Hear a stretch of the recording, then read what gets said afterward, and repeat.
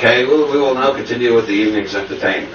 I hope you find as many yaks in the second part as you found in the first part. During World War II, a young Italian named Licio Gelli managed to get himself a position in the communist underground in Italy and a job with the Gestapo at the same time. You will already see that Mr. Gelli was good at fancy footwork. He managed to go through the whole war working for the underground and the Gestapo, simultaneously persuading each side that he was betraying the other and actually loyally serving them. A lot of people went to their deaths because Gelli turned them into the Gestapo. A lot of people did not go to their deaths because Gelli did not turn them into the Gestapo. There was some attempt to bring him to trial as a war criminal at the end of the war, but this was stopped by the numbers of people who came forth and said he helped the underground more than anybody in Italy, so he got off scot-free. He thereupon went to work, set up an office in Rome with a couple of friends who were expert forgers, and created an alternative ID for not wanted Nazi war criminals, most of whom went to Latin America, and Gelli later got them jobs with American intelligence there. Among them was Klaus Barbie, whom you may have heard of.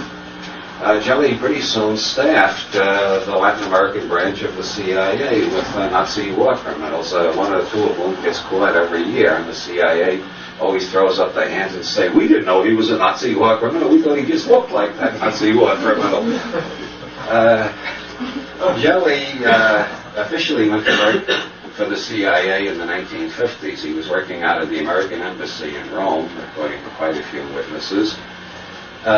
One of his first major jobs for the CIA was turning the Italian labor movement away from the left-wing direction it was taking after World War II in a right-wing direction. He accomplished this by a variety of means, one of which was persuading Sophia Loren to star in a television commercial denouncing the left-wing unions and telling everybody to join the right-wing unions, for which Sophia got paid a pretty penny, a pile of lira. Like I told you, you can get movie stars to say anything these days. That didn't exactly turn the tide all by itself. So Gelli hired a bunch of his friends in the mafia to shoot all the heads of the left-wing labor unions in Italy who wouldn't take bribes to take more right-wing positions. And so the CIA was very delighted with Mr. Gelli, and he became one of their major European assets, as they say, just like Noriega in Panama, major asset. Around this time, Gelli was recruited by the KGB. Well, why not? If you can convince the Nazis and the communists you're on the same side during World War II, you can convince the CIA and the communists you're on their side during the Cold War. So he was receiving payments from the KGB and the CIA for a variety of projects when he entered the Grand Orient Lodge of Egyptian Freemasonry. The Grand Orient Lodge of Egyptian Freemasonry was founded in 1771 by the Duc d'Orléans, who had ambitions of becoming king. Orléans knew that if the right 7 people died at the right time, he would succeed to being king. It was just a question of persuading these 7 people to die at the right times. And as some Italian Renaissance prince victim know that he is pushed by a friend, it is only important that he is dead. There were some Italians who felt that you had to know a friend was doing it to you when it happened. Well, to get into the subtleties of the Roman psyche is it goes a little too deep. You got to read the Maltese Falcon, I suppose. Well, anyway, Orléans was assisted in founding the Grand Orient Lodge by Count Cagliostro, who, as everybody knows, was actually a Sicilian gypsy named Joseph Balsamo. Everybody knows that who hasn't read Charles Ford and Colin Wilson, both of whom have pointed out that the identification of Cagliostro with Balsamo was made by one witness, was never proved, and it's just been repeated by historians because nobody knows who he really was. And most historians go on the principle, if you find one source that says something and all the other sources don't know anything, we'll just repeat this. Nobody actually knows who Cagliostro was, or where he came from, except that he seemed to belong to every secret society in Europe, had all their insignias on his robes, knew all their secret grips and passwords, and had a hell of a lot of money, which he distributed in poor neighborhoods all over France while he was doing miracle healings using mesmerism.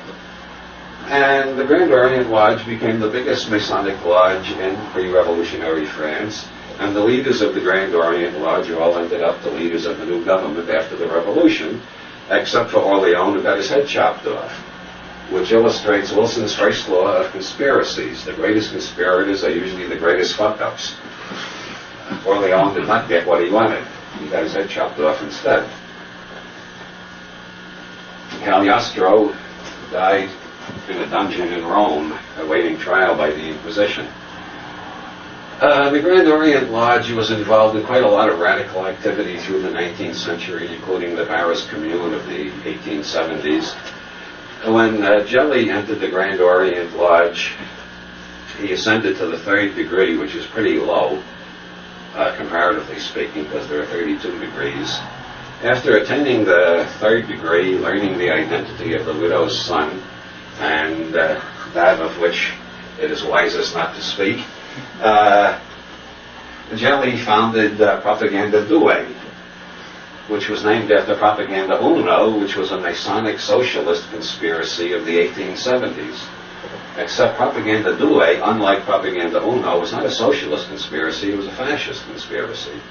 He recruited most of the remaining fascists in Italy, and then set about recruiting everybody in a position of power. One of the rules of Propaganda Due was that you had to write out, in handwriting, not on typewriting, you had to write in your own handwriting, and give to the Grand Master of the Lodge, Licio Gelli, a complete confession of all your crimes and sins, everything illegal and unethical you had ever done.